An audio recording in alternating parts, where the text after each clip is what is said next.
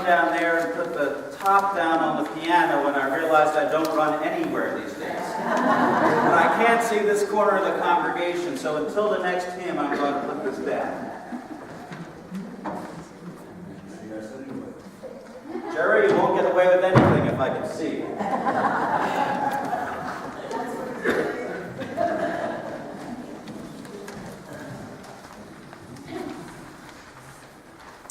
Today is the second Sunday in Advent. We've talked a little bit about that. We've had the lighting of our Advent wreath and some special scriptural readings. And every year about this time, I start reflecting on my childhood and preparation for Christmas. And one of the most pleasant memories that comes to my mind every year is awaiting the arrival of the Sears and Roebuck catalog in the mail.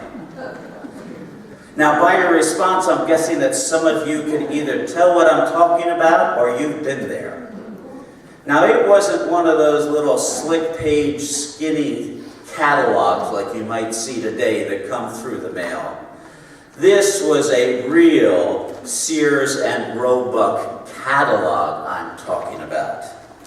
And in it, it seemed like you could get almost anything that you wanted. You could get washers and dryers. You could get coats and pants and boots and gloves.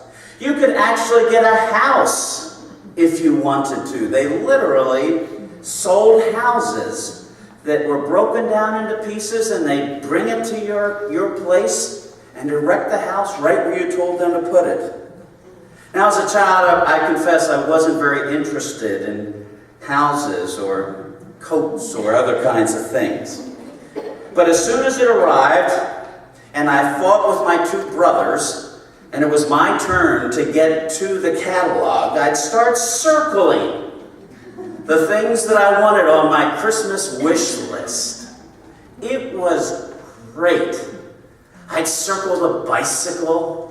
I'd circle the ball glove. I'd circle the pogo stick. I'd circle the trains that I wanted for around the tree. I confess I didn't circle many pants or socks. I circled fun things, things that I really, really wanted.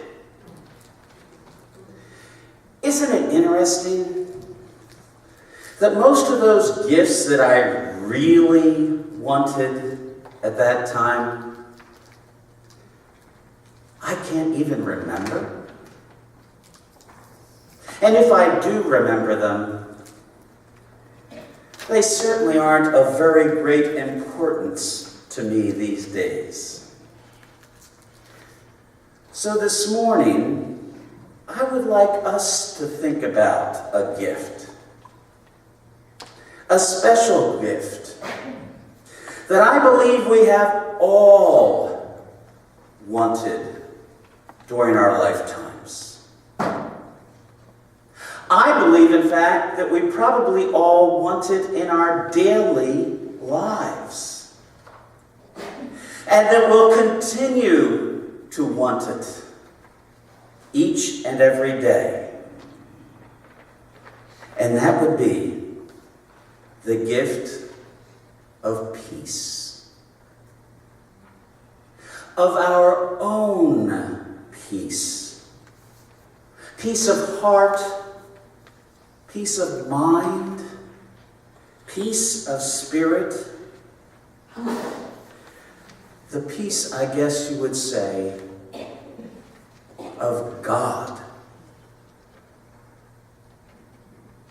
That peace is offered to each of us today through the Prince of Peace himself, whose birth we are preparing to celebrate on December 25th. Let me recall for you part of what I read a few moments ago from the Gospel of John, when Jesus tells his disciples and tells us, "Peace I leave with you. My peace I give to you. Not as the world gives do I give. Let not your hearts be troubled, neither let them be afraid. Jesus gifts us, offers us who are gathered here in this room this very morning, peace. Now that's a gift that you wouldn't find in Sears and Roebuck or under any of those trees through the years. That's the gift that God offers us. Jesus knows how essential, how vital peace is to us. And according to Scripture, he highlights that by saying, I'm not giving you peace as the world offers it. You know, many people seek some kind of peace in the world, perhaps defining it as the absence of aggression or war. Peace. And if that's what real peace is, the world has done a horrible job at it, hasn't it? In the 36,000 years of recorded history, 36,000 years, there have been 286 years without war. In the 36,000 years of recorded history, 3 billion, that would be 3,600,000,000 people have died in wars. I think it's safe to say that the world is not giving peace in a military or violence-oriented way. And so I've been thinking about, what is this peace? That we would seek it and find it. Some people might say that I'll have peace if I get a new job, if I make more money. I heard recently of the janitor at the Lutheran church. And the pastor came to the janitor just about this time of year and said, I'm sorry, the offerings aren't going very well. I'm going to have to let you go. And the janitor was distraught, but off he went. And he went down the street to the Episcopal church. And he asked the Episcopal priest, do you need a janitor? And the guy said, oh, absolutely we do. I just have one question for you. Where was Jesus born? And the janitor didn't miss a beat. He said, Philadelphia. And the priest said, I'm sorry, we can't use you at this time. And so he went down the street to the Church of the Brethren church and asked the pastor there, do you happen to need a janitor? And the pastor at the Church of the Brethren church said, as a matter of fact, we do. You just have to answer one question. He said, okay, what is the question? And the pastor asked the janitor to be, where was Jesus born? And the janitor, being careful not to make the same mistake, thought it through and said, Pittsburgh. And of course, the Church of the Brethren pastor said, I'm sorry, we just don't have a job for you. Well, as good luck would have it, the Lutheran pastor called him up and said, hey, we had a special gift at Christmas time. You know how people sometimes give larger gifts. Would you please come back? And so the fellow came back and he looked the pastor in the eye and he said, I just have one question for you, pastor. Where was Jesus born? And naturally the pastor said, Bethlehem. And the janitor said, I knew it was somewhere in Pennsylvania. Well, I don't think that a new job, as that talks about, or a higher paying job, making more money, having a spouse who loves us, even having less health challenges is necessarily going to continue to day in and day out make us happy and give us peace. Do you know what peace for me would be as I was thinking about this?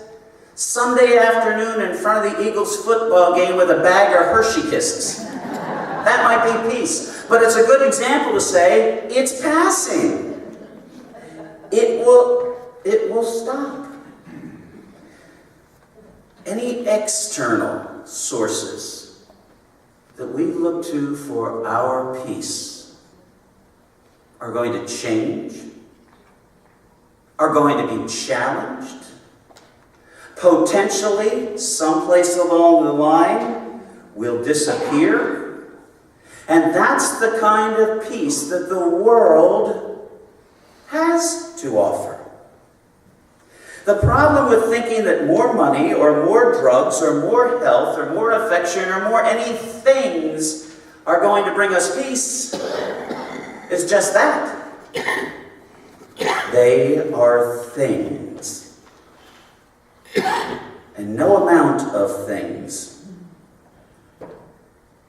can keep our hearts and our minds at peace. The great news we celebrate today, and that Christians around the world celebrate every day, is the peace that Jesus offers, which is not based on Hershey Kisses or catalogs or money or family or anything else. It's based on the work of our eternal and loving God. And there is no end to that work on our behalf. It sustains us, it supports us, it comforts us in all of life's challenges and all of life's joys. Think about it. What else? Or maybe you want to think about who else could give you that peace that passes all understanding? We can't purchase it because Jesus already did. He paid for it with sweat and tears and hunger and humiliation and disappointment. And in the end, he paid for it with his very blood. But he did indeed pay for that on our behalf. And now Jesus offers us his peace. Can you believe it? It's almost mind-boggling that Jesus says, "My peace I give to you." Wow. What a blessing. What a gift. And so he offers it this morning to us. One word of caution. It's still up to us to claim it. It's a gift that is offered, but it's still up to us to accept it, to make it ours, to welcome God into our hearts, to let his light shine, to chase away the darkness of sin that is all around us. We can do that, and what a blessing it is. And today we are reminded it's a choice, it's a gift, and it can be a way of life for each of us. Have you ever known anyone who just seemed to have that peace of God within their hearts and all that they do, in their conversations, in their actions, in their activities? In thinking about that for myself, I had to recall my own father. who, while I was an adult, just always seemed to have a certain kind of peace, a certain kind of serenity. Now, I don't want you to think that he was sinless. He was a sinner among sinners, and he would tell you that. I don't want you to think that his life was easy, a bowl of cherries. His mother died when he was young. He served in Okinawa during World War II and saw many of his friends killed in terrible atrocities. He was pursued and shot at by the Black Panthers as he was chased out of the city of Philadelphia for trying to do compassionate work. He had 3 heart attacks, 2 knee replacements, and had his share of challenges, all of which is fine. My point being, all of us have the realities of our life. But in 1996, after an extended illness, I was called to his home by my oldest brother because the days were limited. And when I went into that house, I couldn't believe it. There sat my father in a chair. His days were limited, but there he sat. And after sort of readjusting myself, we sat down and we talked. And do you know what he wanted to talk about in those last days? How's your work? How are the kids doing in school? What's happening at church? How about them Phillies? And the more we talked, the more uptight and concerned and just broken up I became, thinking about this was the last time that I would spend with my father. And he could see that. And finally he said, "Paul, calm down. I'm okay with this. I have been richly blessed in life beyond anything I could deserve. I have 3 sons, all who believe in the Lordship of Jesus Christ. What more could a father want? God has blessed me each and every day of my life. This is my journey, and I am at peace with it. I hope you can be at peace with it too."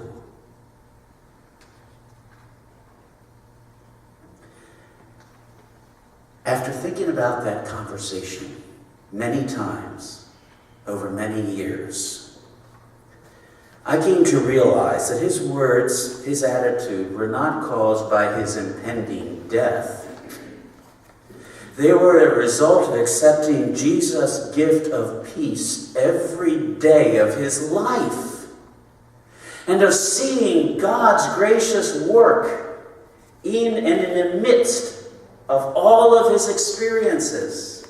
That the peace that he was projecting and that he was truly feeling was a result of what God had done for him in Jesus Christ, and a result of seeing that God continued to work in his life every day.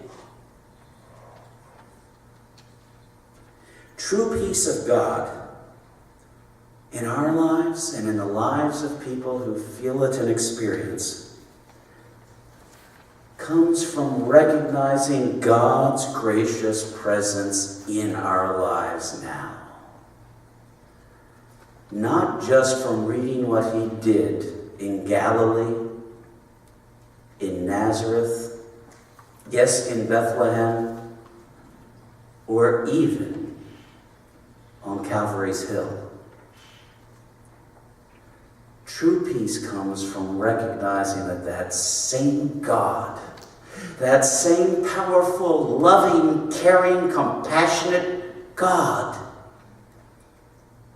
is here with us today and has been every day that he has given us. And peace comes from recognizing that and feeling it and rejoicing in it. We truly don't need more money or friends or energy to have that peace of God in our spirits and our souls every single day. We We'll be able to cope with disappointment or health challenges or changes or other things, to have the peace in our hearts, because God himself is here with us now. Let me remind you one more time that Jesus assures us who are gathered here in Peter Becker community on December 7th, 2014. It is that relevant and that real. He says, "My peace I give to you, not as the world gives, do I give. Let not your hearts be troubled." Brothers and sisters in Christ, we cannot buy peace. We cannot work enough hours in the day to make peace. We cannot find a good enough doctor that will forever give us a feeling of peace. We cannot make peace, but we can receive it.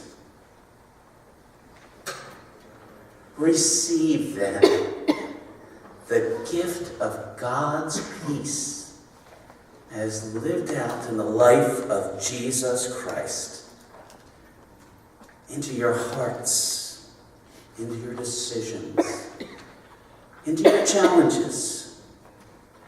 We are offered this incredible gift, this amazing blessing by Jesus himself in our daily lives. If we want real peace, we know who gives it. And it is a gift. Thanks be to God.